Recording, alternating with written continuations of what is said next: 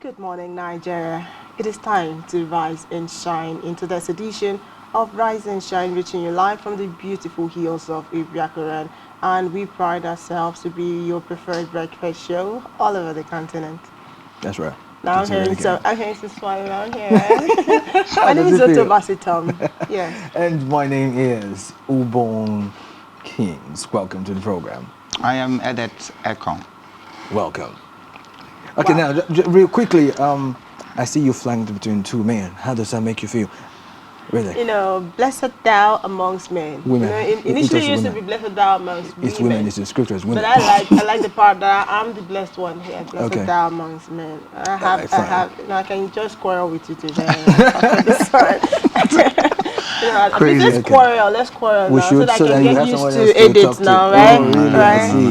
After I we see. wake up next week, right? Something like that. Well, That's on the we wanna lighter go note. there. And On the yeah, lighter note. and still talking about men-women relationships.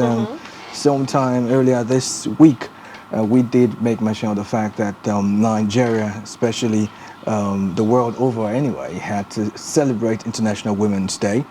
And coming off that celebration was the fact that women actually did something that reminds me of the Aba Women Riot some years ago, but that not necessarily mean that's what happened. But they staged a protest, as they did earlier, to protest some particular issues in society that affects them.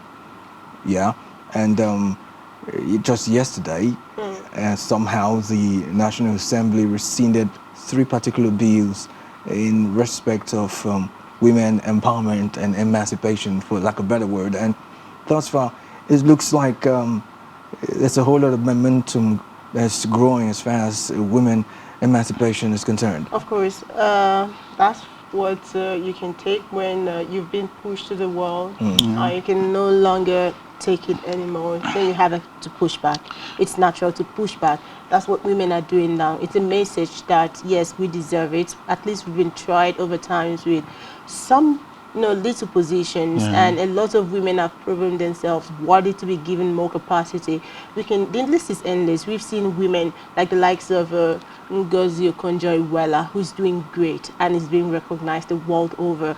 And I know that is coming from Nigeria. If she wasn't given a chance to start, there's no way she would get up there. And I feel there are more of Ngozi Okonjo-Iweala who are just in the wait to be given that little opportunity to climb the ladder and then announce themselves to the world. So I feel this is a welcome development, because from if we will follow what the House of Representatives did, they have said that they are going to they have granted 35% affirmation for women. Yeah. And we are multipliers, of course. You will agree with me. We're going to multiply. We'll take over from that. No, we won't take over. We don't intend to But take over. I'm also thinking that, for the value placed on women, we identify the fact that women have their own quota.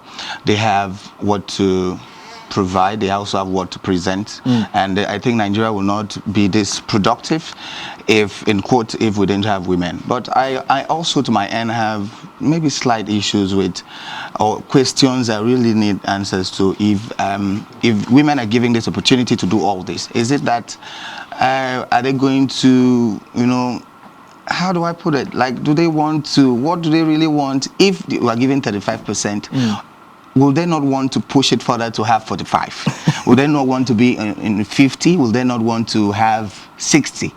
No, it's not. I don't think it's a question of percentage. Okay. Now, this is a start of grant. Okay. We're seeking for, let's say women are seeking for opportunity to prove themselves.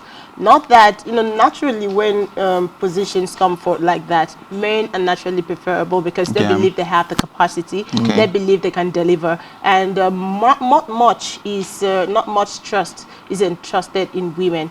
Not much responsibility is entrusted in women because they believe women don't have the resistance to face certain challenges. But yes, 35% is a starting point. Okay. Yes, time will come when women, of course, it's always for the masses to choose. Okay. Now, comparatively, we've had leadership of men over time, and all of us, we are the judges to it. We've seen what's going on. But there So are a now lot of let's arguments. have an introduction of women into the system, and let's watch and see. Like we're saying, let's see the results. Let's see how they can perform, and let's see if they can do more. Because time will come, I believe, if women begin to deliver capacity, if they begin to deliver, dividends of leadership and show to prove themselves. Now, time will come when a man and a woman will contest for a position, and the woman will be preferred. Yeah, but please, while we're still waiting for, because what we're looking at is the acceptance of this bill. I feel that we as a family, we should narrow it down to the family. So let's start the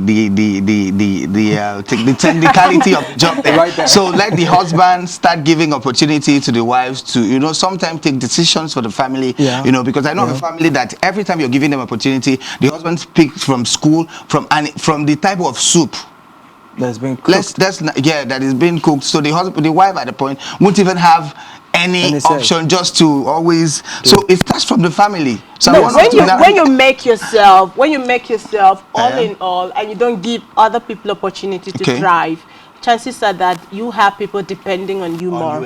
Of course. So there are husbands who are, like you said, I believe such husbands are naturally, domineering. They naturally they want to feel on top and those kind of a thing. Because I don't see why you should pick a kind of meal that should be served. I should be the one to come and tell you, like, yo, this is what we're having for breakfast today. I'm of the opinion. I share the same sentiment with him. Because oh my God, this isn't happening. This is not happening. Like, seriously. I share the same sentiment. The reason why I say so is simple. You can't give what you don't have. You start at home. Really.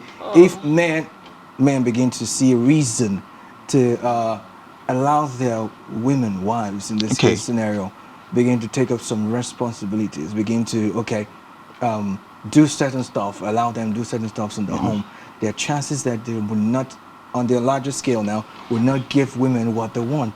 Now, let me paint a picture. Somebody once said something. They said, allow men make the most decisions in the home. It was a survey, really. Men make most decisions in the home. And they asked the man, why would you say that? What kind of decisions do they make in the home? He said, the only decisions that men really make in the home is just to follow through with what the woman has said. Those are decisions. Yeah, and then let's because there are different points to this. I also for me, I feel that I have this. I don't know if it's mental or I will say physical. Let's look at finance. Now, if you're talking to women, as much as they're pushing to have some percentage, give them opportunity, let's cut off the barriers and allow them strive. I also feel that, do you know that we have families that every time you talk about finance, the wife might have, or a woman might have over 2 million in her account, and then the husband still, and then she's like, it's my money. So I feel we should look into that area where, if you're saying that they should give you opportunity to also make decisions, you should as well make it, your finance also help in the decisions making. Not when you have 2 million in your account and your husband maybe have about 500,000 because of. Now let's look at it in this direction. I like the analogy, no doubt. In the first place, you took that's women conserving money. That's women being, No. Why am I getting that attitude in the first place? No, that's women being conservative. They're not lousy spenders. Now, for you to entrust your finance, like seriously, they're not lousy spenders. A lot of women, not all. Yeah, because majority. No, if I must agree with that, then I have to put it that majority of women are not lousy spenders. I don't know, but what's your take on? Let me land on that. Let me land on that. Okay, if you entrust money, now look at it. If a husband wants to save money, chances are that he's going to hand over that money to the wife. Okay, keep this for the family. Because why is he doing so? He knows that if he handles that money, he might spend it all and not even be accountable for it. That was plays out in government. So if you bring in more women, chances are that rather than us borrowing outside, we'll have women who will be banking the millions that you're talking about and serving it for the country. So we have what to fall back on. And most likely, every good wife who saves money, when she understands that the husband does not really have money, truly, that is when you know that a woman has money. So how do you? And she how now do you, go back to her purse and then brings out the millions Sorry, that please, you'll be sorry, wowed please, and right, said, woman, where did you keep this? Help us, maybe Okay. the single ones or people who are married already. If you say that, go into the savings to pick out money. And then how do you, for Tom, or how do you put it through that this man does not really have money? Because every woman feels that every man that has a good shirt on, has trousers with a nice cologne, has money. It's a lie. Women have eagle's eyes for money. They do. They know when you have money. They can tell. Okay. They can tell when you don't have money. And that brings us to a topic of concern, especially here in this part of the world and Akwa State particularly. We're talking about empower young people when they are through with university education. And then we also have the problem of job security. We also have the problem of availability of jobs. And in this century where it seems as if none of these are forthcoming, most parents or most teachers and most pupils and students tend towards entrepreneurship. And the basis of this conversation will be education for job creation. And that's what we're going to be talking about this morning. And this conversation is live on our social media platforms on Facebook and on Instagram with the handle at SpectrumTvNG. And the website is www.SpectrumTv.ng. I still have my people here in the studio, and we're going to do justice to the subject matter. You were going on out talking. I was staying. Really just stop, something like that. But yes, education is something serious. And when you talk about education for job creation, and with the number of graduates that are being turned out of the universities, both public and private, it is worrisome that time will come when a lot of persons might not want to go to school because of what happened to those who went to school. So education for job creation, I feel time has come that we should phase out the theoretical education and look at practical education, because if we have some sort of practical or concentrate more on the practical aspect of it, then people might just acquire necessary skills that will enhance their capacity, or maybe their being independent at when they graduate from universities. So I feel it is now time for each department to look inward and see how they can practicalize and leave the theory, the Chomsky theory, whatever theory, and look at how Chomsky translated his theory to practical, and look at how they translated physics to electricity, and look at how you can translate chemistry to drugs and all of that, so that people can come out looking independent rather than sourcing for collar jobs. All right, so and then looking at quality of education in Nigeria, taking it one after the other before, because I think the job creation should be the result for the equality education, and it's been an area of concern to me as well, because if you've gone to a Nigerian university, then you will understand that every year we have the opportunity to look out for new things. But I felt like at this point, where the world have revolved, Nigeria should follow, in the revolving in the education sector, looking at infrastructure, looking at the quality of lecturers and teachers, because most time a lot of people, when we're talking about education quality, they leave out the basics, which is the nursery, the primary, and I think the foundation plays a vital role in putting all this together. So for me, my concern is about why are we not revolving with the time? Why are we not having some of these things we've complained 10 years ago? Why are we still having these issues when the last dispensation came and we're talking about the same issues, and we're still having the same issue come up and more? Yeah, let's take a cue from what you just said about quality of education. I couldn't agree less, because the truth of the matter is, in most climes, you have kids grow up with certain skills. They identify these skills or these abilities in these children and build these children. Take for instance, I remember back in the day, if you go to a technical school, there's every likelihood you will come out being self-reliant most of the times. Now, usually it's a function of identifying what the child is very, very good at. Now, I'll give you a clear-cut example. In some climes, children who are very good at disassembling stuff are mostly taken into anything engineering. I had a cousin back in the day who had a daughter, actually, that was the issue. Had a daughter who was very good at pulling things apart and putting them right back exactly the same way it was pulled apart, right? And I saw that and was like, hey, this girl will be good. And he said, no, not my child. She's supposed to be a doctor. A doctor. Now, these are the things that kill a lot of capacities, abilities in children. And somebody once said, you do not take the cue from a book, you take the cue from the child. Look at the child, what a child good at, then help the child grow in that. I think you've raised quite a number of vital issues. First, let me take from your angle when you talk about the nursery and the secondary education.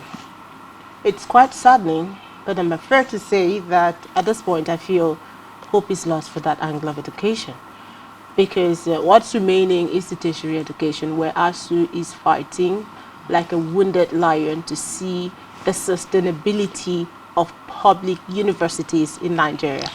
Now, if you look at the nursery, or call it the primary schools, you cannot, it's quite saddening the situation it is. And I'm sure almost every Nigerian can, without saying it on TV, you know the situation of primary schools. You can just take a walk around and you know that, really nothing good can come. Well, let me not say emphatically, for some more serious students or for some by faith or by chance, can you make it out, but judging by the situation of the schools today, I don't think any serious individual might want to send his or what there. And that is one. Okay. Public. Okay, now public. Specify that. Public. Okay. No, private, they're doing well. They're doing well because your pay gives you paying. I'm talking about government primary schools. And now look at the government secondary schools. The case is most likely the same. And now ASU is on strike because they want to serve the university education, the public universities in Nigeria. And what are they asking for? Revitalization. What does that mean? They want more facilities in school. What does that mean? They want more pay for the lecturers so that they can have quality education, quality teachers who can have the money to go for research outside the country and come back and replicate that to instill knowledge and impact knowledge in people. But this is not happening. Must we always put up a fight to sustain something that everyone knows is useful and can generate income for the government? No. But that is the situation we are facing at the moment. And it's quite saddening. And we're talking about education for job creation. How can that be achievable without the necessary facilities in our universities? Talking about facilities, it was for me, I was very emotional when I had access to some, information about the returnees from Ukraine. And do you know that Nigeria has illegal returnee of about 5,000 students? Now, we're not adding others who went there who don't have their papers. And my cry was, why would we have a number of these young people basically travel abroad to go for for school when we have universities? We have some states have over 4 universities. We have university of that state. And not one international student can base his chest and say, I want to go to a Nigerian university to acquire education. And we should ask ourselves why. Now this 5,000, when I was reading through, I'm like, I would say Nigeria don't have, some people have, talking about the economy and how we've grown and how we have issues with the economy. And we still have people who still have, enough money to send their kids abroad, and we have up to 5,000. This is for the record purpose. But what of those people that are still in the process? Maybe they didn't have their details already in the register, and then we have illegal, because no matter how it is, we will also have those kind of people there. So add this number together. These people are going there because of infrastructure. We don't have that.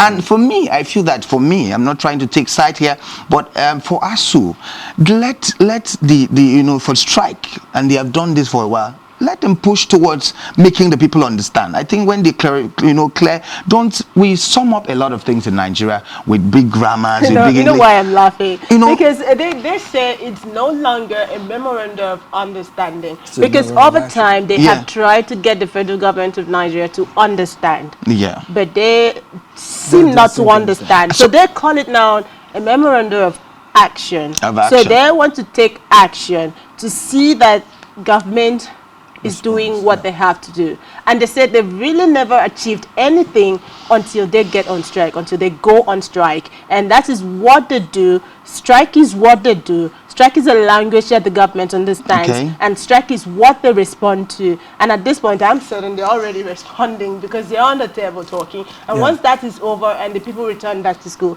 that is the end of it.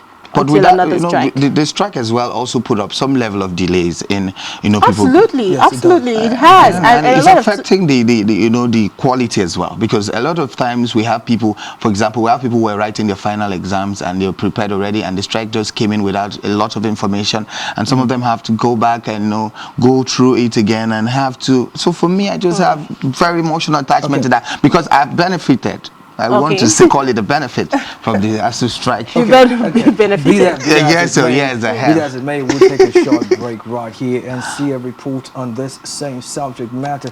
And when we come back, we'll continue this conversation. Remember, this conversation is live on Facebook and Instagram with the handle at SpectrumTv NG, and of course on YouTube.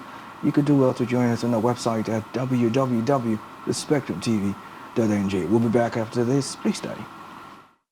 It's great to have you back. It's still Rise and Shine. And before the break, we were talking specifically about the quality of education that Nigerians have gotten to endure over time and how we want to make it better.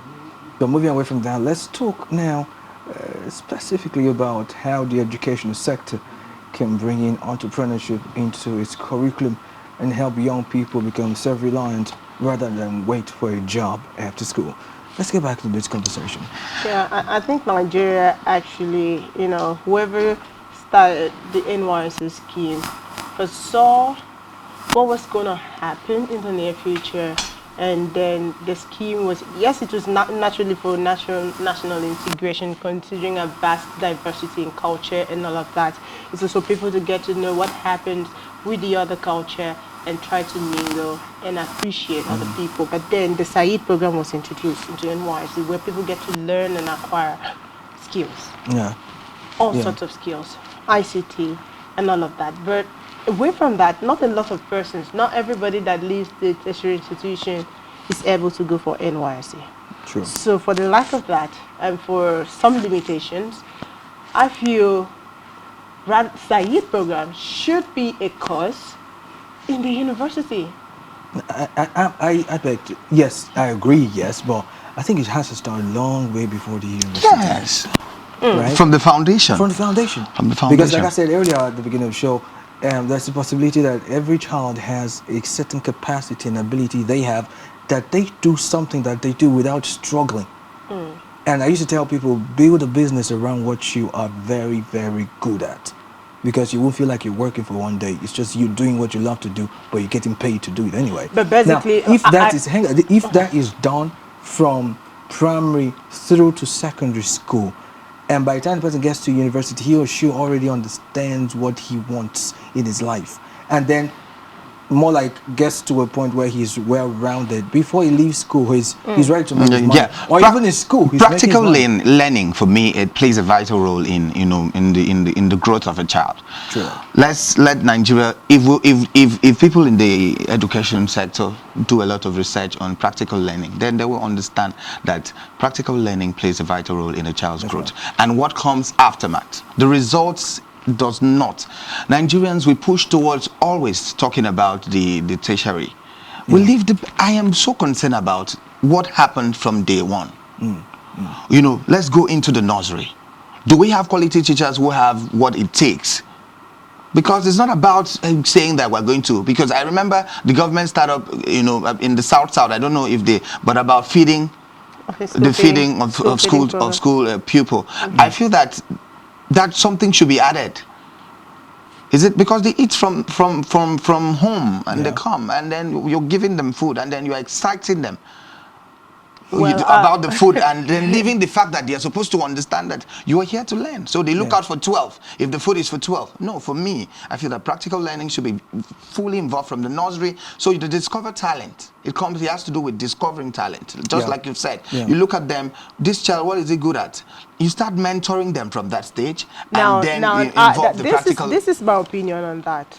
I believe it's not too early to discover talent, and you don't need an entrepreneurial program at the nursery session, nursery precisely, to discover what these guys or what these children are good at. You don't need an entrepreneurial program at that stage. You just Yes. need a careful teacher who actually loves his or her profession and can stoop down to speak in the language that these children understands and can relate to it, so that they can be more open to them, and then they will be discovered. That is Okay. basically it. Then for entrepreneurial programs, it should be from SS class. If it must leave the tertiary institution, it should be from the SS class, because by that time, a child has been discovered. And Supposedly. a niche has been created.